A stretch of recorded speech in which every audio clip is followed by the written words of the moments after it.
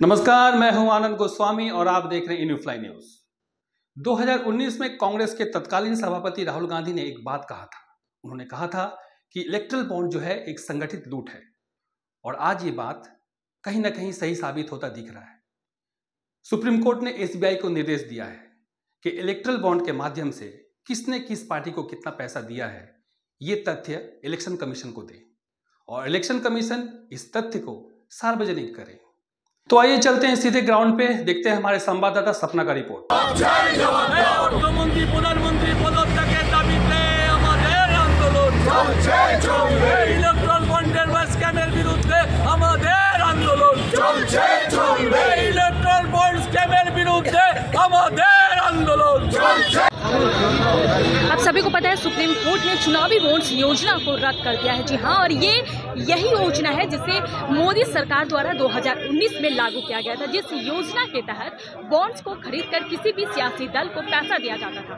तो आपको बता दें कि सुप्रीम कोर्ट ने सिर्फ इसे रद्द ही नहीं किया है, बल्कि इसको असंवैधानिक बताकर और केवल 3 हफ्ते के अंदर स्टेट बैंक को इसकी पूरी जानकारी देने के लिए बोला गया है। और आज हम खड़ा है यहाँ हाजरा मोड़ पे। जैसे कि आपको बता दें कि साउथ कोलकाता डिस्ट्रिक्ट कांग्रेस की तरफ से एक मोर्चा निकाला गया है, जहाँ पर इन लोगों का जो कहना है मोदी सरकार के खिलाफ ये मोर्चा निकाला गया है। प्लस यहाँ पे पुतला भी जलाया गया, जो कि हमारा कैमरामैन आपको रूबरू दिखा रहे हैं। तो आइए इन लोगों से बात करके जानते हैं क्या कहना है और आखिर इस मोर्चा के खिलाफ ये क्या साबित करना चाहते हैं। दक्षिण कलकाता जिला कांग्रेसेर पक्ष थेके इलेक्ट्राल बन्ड যে রাহুল গান্ধী 2019 সালে বলেছিল এটা সংগঠিত লুট, সেই ইলেকট্রাল বন্ড নিয়ে আজকে আমাদের বিক্ষোভ দক্ষিণ কলকাতার হাজিরার মোড়ে।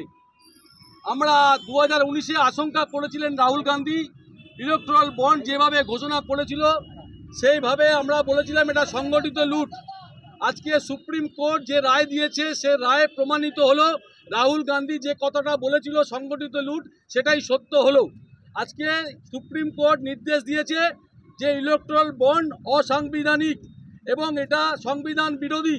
ইলেকট্রাল বন্ডের এসবিআইকে বলেছে, নির্দেশ দিয়েছে 2019-এর 12 মার্চ থেকে নিয়ে শুরু করে আজ পর্যন্ত যত টাকা ইলেকট্রাল বন্ডের মাধ্যমে এসবিআই থেকে কেনা হয়েছে এবং ইলেকট্রাল বন্ড কোন পার্টি কে কত টাকা ইলেকট্রাল বন্ড কিনে কোন পার্টিকে দিয়েছে তা সার্বজনীন করতে হবে, ইলেকশন কমিশনকে জানাতে হবে।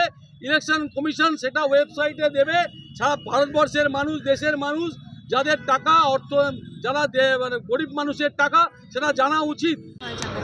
দেখুন, আপনারা জানেন ইলেকট্রাল বন্ডকে ইতিমধ্যেই সুপ্রিম কোর্ট অসাংবিধানিক ঘোষণা করেছে। রাহুল গান্ধী আমাদের নেতা প্রথম দিন থেকে বলে আসছেন পার্লামেন্টের ভেতরে বাইরে। কংগ্রেস বারবার রাস্তায় নেমে আন্দোলন করেছে প্রথম দিন থেকে, যবে থেকে নরেন্দ্র মোদী এটা এনেছিল, 2018 সালে এনেছিল আপনারা জানেন। আমরা বলেছিলাম এটা একটা অর্গানাইজ লুট হচ্ছে। গোটা ভারতবর্ষের মানচিত্রে এরকম অর্গানাইজ চুরি, এই অর্গানাইজ চুরির স্রষ্টাই হচ্ছে নরেন্দ্র মোদী সরকার। তাই আজকে যেটা প্রমাণিত হলো, তাই আমরা রাস্তায় নেমে আমরা প্রতিবাদ জানালাম যে অর্গানাইজ লুট ভারতবর্ষে বন্ধ করা হোক।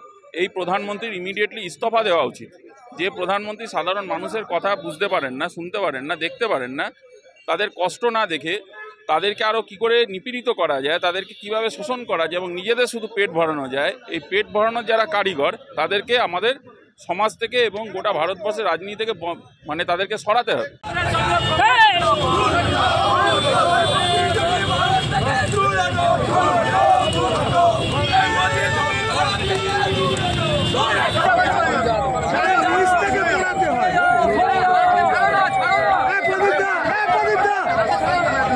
Well-Known Finance is a personal finance platform focused on empowering and serving millennials to take a well-informed decision while buying a financial product like home loan, car loan, business loan, personal loan, SME loans, insurance, etc. For further details, contact us.